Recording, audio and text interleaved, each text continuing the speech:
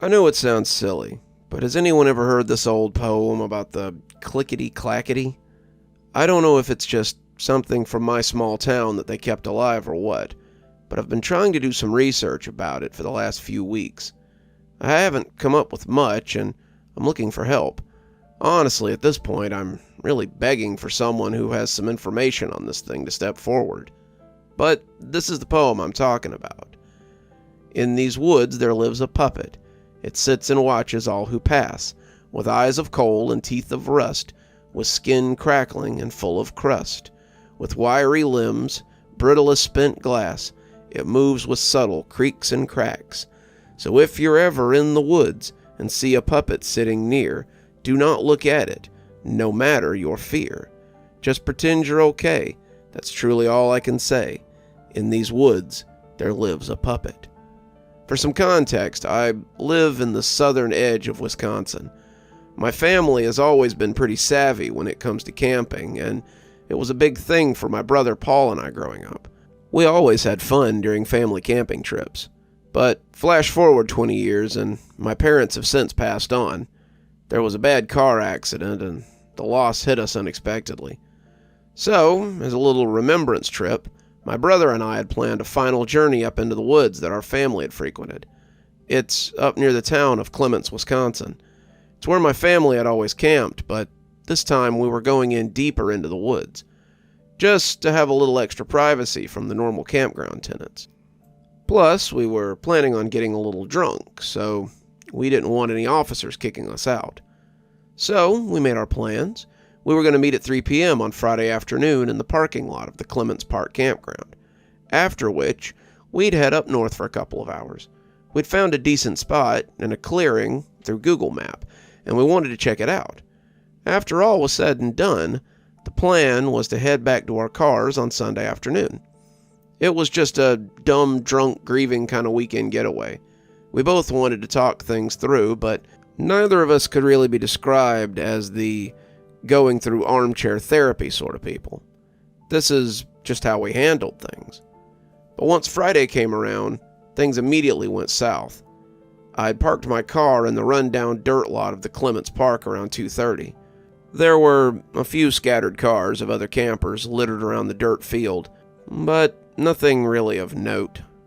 In a way, I'd felt relieved that I wouldn't have to exchange pleasantries with any old family friends. But although I didn't see any familiar people, I did see familiar faces. The trees that had stood tall since I was a kid still remained in their proper places. They held on rebelliously firm to their plots and were left untouched by time. If anything, they had appeared larger to me that day. They had loomed over me with an intensity that I hadn't felt in years. Either they had grown larger, or I had felt much smaller. With a deep breath, I took in the strong, nostalgic smell of the cypress and pine trees that filled the woods. It had always amazed me that the memory could be triggered so heavily with scent. The smell of fresh trees and dirt had taken me back to simpler times of life, when you entrusted your whole being to the care of others, when you were so little that your parents had seemed unstoppable by the forces of nature. You felt carefree because your parents could protect you. You never had to worry about yourself. Now that I was an adult, I knew that whole premise was faulty from the start. When death arrives, it arrives. It doesn't matter how much experience or wisdom you have. It has always and will always take what it wants. After a few minutes, I checked my phone and saw 2 unread text messages from Paul. He wrote that he was going to be a few hours late due to work, but told me to just go ahead without him. He said he'd meet me at the clearing sometime in the evening. I remember feeling disappointed in him. I know it wasn't his fault. He had a rough job, but this was supposed to be our time together. Our time to BS and get everything off our chest. I knew that at the end of the day, there was nothing I could do about it. I just thought, whatever, and kept moving about with our plans. I walked behind my rusted little Honda Civic and popped open the trunk. What was inside my beaten-up sedan was worth more to me than my entire life's work. Right in front of me lay the same beaten-up rucksack that my dad had always taken with us. When he passed, my brother and I found all his camping gear still prepped and ready to go in the garage. At that point, we hadn't camped together for at least a decade. As a man, I held back tears as we found it. I think Paul had too. "Hey, Dad," I remembered saying as I picked up the heavy bag. "We're going on another trip together. Paul will be here soon." I looked towards the dirt path leading deeper into the woods and knew it was going to be one hell of a trek forward. It was pretty well known in our town that the trees in Clement's woods weren't exactly easy to travel through. There were thick patches of dry rotted tree limbs that had entangled and knotted around each other. One bad foot placement, and you'd end up snapping more than just tree limbs. With that in the back of my mind, I started my journey. The first thing you have to pass through is the standard campsites. They were full of beat-up trailers and half-assed tents. We called most of the trailers out there the regulars. They pretty much lived out there during the summer. They were good people, just a little odd. Once you got past most of them, you finally hit the start of Clement's Trail. It's less of a sanctioned path and more of a dusty foot trail. Years of fishermen coming and going had created a thin line of dirt that my family had enjoyed walking through for well over a decade. My brother and I walked down that exact path time and time again with our parents. It was basically a mile loop around a lake that happened to find itself surrounded by jack pines and red cedars that had made up the bulk of Clement's ecosystem. Past that was relatively untouched land. Now, was it legal for us to camp out past the sanctioned areas? Probably not. But what conservation officer would head several hours into the woods on a hunch there might be some buffoons grieving out there? So I pressed forward, continuing northward as I went into the depths of the tree line. Before I knew it, the Clements campground were out of sight and out of mind. During my hike, I used the sun as my marker and kept a good pace. I was actually a little ahead of schedule without having to keep pace with Paul. Incredibly, it was just over an hour of me walking due north that I started noticing something. There was this odd creaking noise coming from the distance just beyond me. It didn't sound like much of anything at first, just kind of like a tree cracking in the breeze. But when it kept happening, always the same distance away and always directly behind me, I started to get an odd feeling creeping up against the back of my mind. Yet every time I turned around to look at whatever was making that noise, I'd see the gentle swaying of green leaves overhead and the sand-colored trunks of the cedar trees, and nothing else. So every time I got that odd feeling running up my spine, I'd turn around and see nothing, then just keep marching on. This happened over and over again. It wasn't until I got to the clearing that something else popped into my head. I hadn't heard a single bird call that entire walk. Aside from the creaking of tree branches and the whistling of the wind, it had been dead quiet. But once again, I pushed it out of my mind. I shifted my focus to setting up the campsite for Paul and I. The clearing we had chosen was perfect. It actually looked better in person than it did on the overhead view from online. It was an almost perfect circle of grass, surrounded by a dense woodline. You could see the sun overhead, casting its dim glow from just over the top of the green canopy. I relaxed my mind a bit, now that I had gotten safely to our makeshift campsite. I went through the mental checklist of everything I had to prepare for the night. I started with the fire. I collected a few big stones that littered the forest floor and formed a little rock pit in the dead center of the clearing. Shortly after that, I made a big pile of dry firewood that I had found scattered around the ground. I did my best to fill the fire pit with the best wood I could find, and tried to spark the tinder with my dad's fire starter. The fire starter went off without a hitch, and it was just in time for the evening sun to start cresting over the horizon. Even though I felt a little rushed setting up the campsite on my own, there was something relaxing about focusing on a single task. I wished Paul was with me, but part of me needed some silence to sort out my own thoughts. The fire provided enough light for me to set up the 3-man tent without issue. Before long, I was sitting by the fire, getting ready to open up the cooler and have a drink. That's when I finally got the text from my brother. "Hey, just FYI, I just got here. I'll be there in about 2 hours. I know a lot of you probably think hiking in the woods in the dark is stupid. You're right, we aren't the brightest tools in the shed, but we had an oversized ego for our capabilities. We'd been hiking and camping on our own for so long that it felt like second nature to us. I just texted him back with my thumbs up and fished out a drink.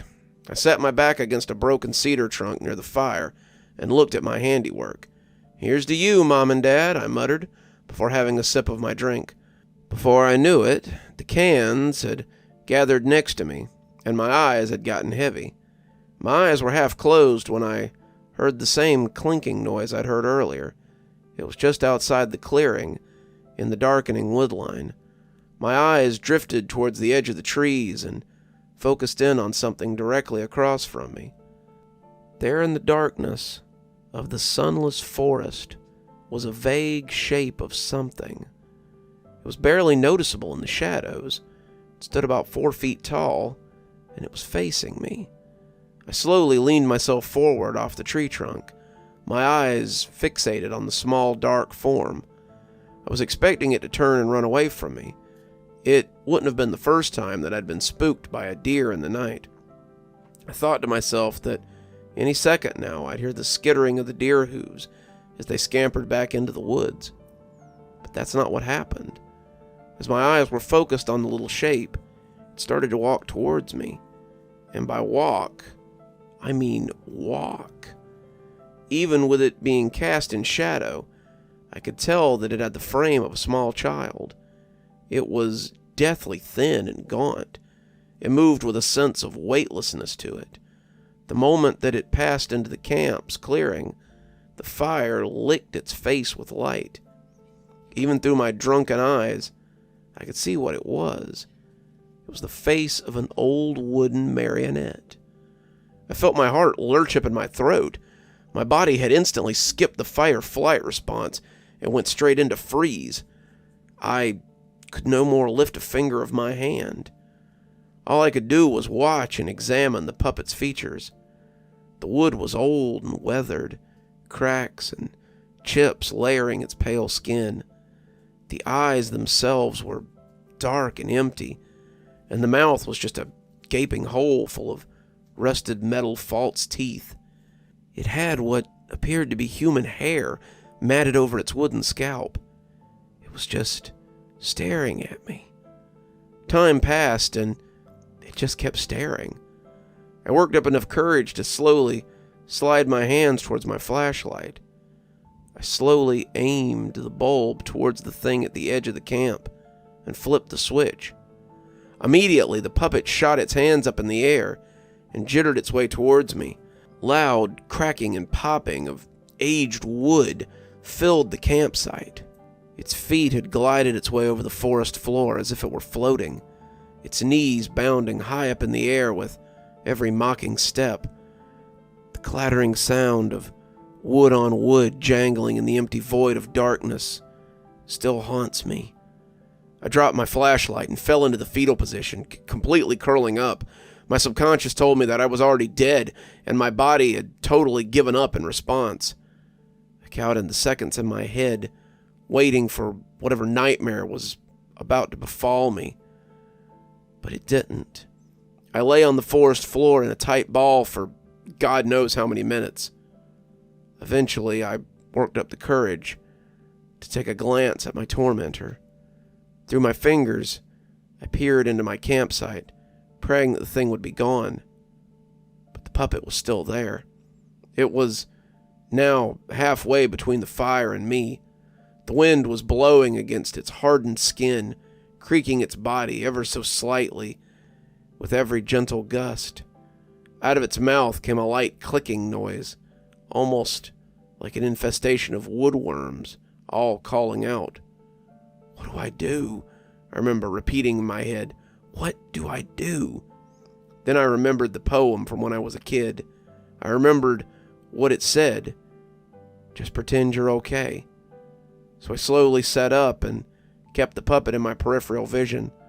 It turned to face me, but I did my best not to pay attention. You're at camp. Act like you're at camp, I silently recited to myself. I noticed that the fires of the fire pit had begun to dim. I needed to stock the pit again before the light went out completely. I looked over to the large stock of dry wood I'd collected earlier. I thanked God that I'd been smart enough to make a pile before sitting down for the night. The timber couldn't have been more than 10 feet away from me, but when I went to take a step towards the dry wood, my legs nearly gave out from under me. I was shaking bad. I heard the puppet begin to creak its way back up behind me. Maybe it noticed my fear. Maybe it knew I wasn't acting right. My intuition was flaring up in my mind like red-hot coals, that this thing wasn't just something I could run from. I had to play the game. Get the firewood. Don't acknowledge it. Just get the firewood. I straightened myself up and walked as casually as I could over to the bundle of fallen tree branches and limbs. I picked up a large handful and turned around. The marionette was standing just behind me, its coal-black eyes looking at my face. The clicking noise that was escaping its mouth sent a nearly uncontrollable fear through my body. But I pressed on. I walked in a straight line towards the fire pit, narrowly missing the wooden body of the doll. I took a knee to be near the warm flames and dropped the wood down next to me. Handful by handful, I placed the branches in the pit. The creaking of the doll had made its way over to my side as I stoked the flames. I glanced down at my thigh as the doll placed its thin, rotten hand against me. At that moment, I wanted to jump up and run away as far and as fast as I could, but instead I ignored that feeling. I ignored it as the tears welled up in my eyes. I took a stand near the fire and gathered my strength. I closed my eyes and took one last breath of night air before walking over to the tent. As soon as I walked into it, I zipped the door closed behind me. I saw the silhouette of the puppet standing right on the other side of the plastic sheeting, illuminated by the fire behind it. I finally cried. In hushed tones, I cried as long as I could remember. I went to look at my cell phone, let my brother know not to come down there, to tell him to go back to his car and get the conservation officer out here as soon as he could. But when I reached for my pocket, it hit me. I'd left my phone outside near the broken tree stump. I glanced back out at the shadow just outside my tent. It was facing me. It felt like it could see me through the thin layer of fabric that lay between us. I tried to gather up my courage to walk outside my tent and grab the phone, but I couldn't. I just sat there in my tent till I heard footsteps walking up to the campsite. "Hey, Jules, you up?" I stayed silent as Paul called out to me. "Sorry I'm late, but..." "What the hell is that?" he gasped. I heard the panic in Paul's voice. I watched the shadow as the puppet turned to face him.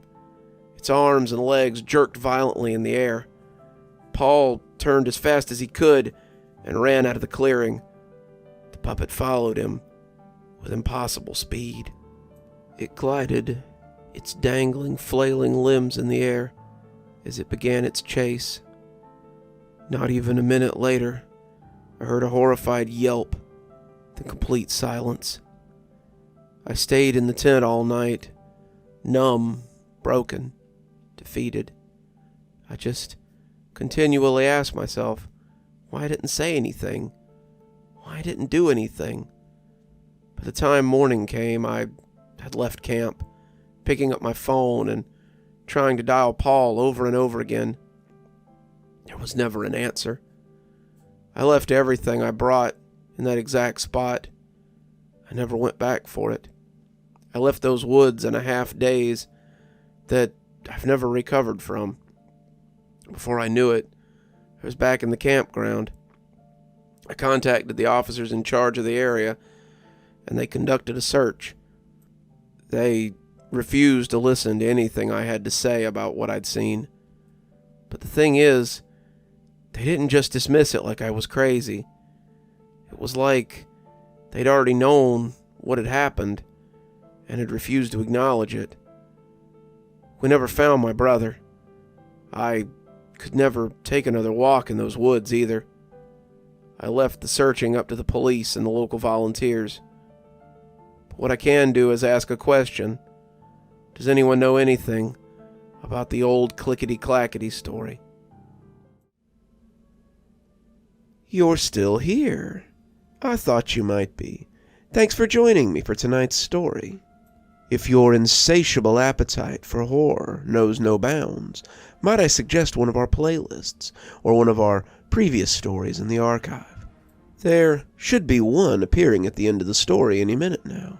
And of course, if you're not subscribed, why not go ahead and hit that subscribe button?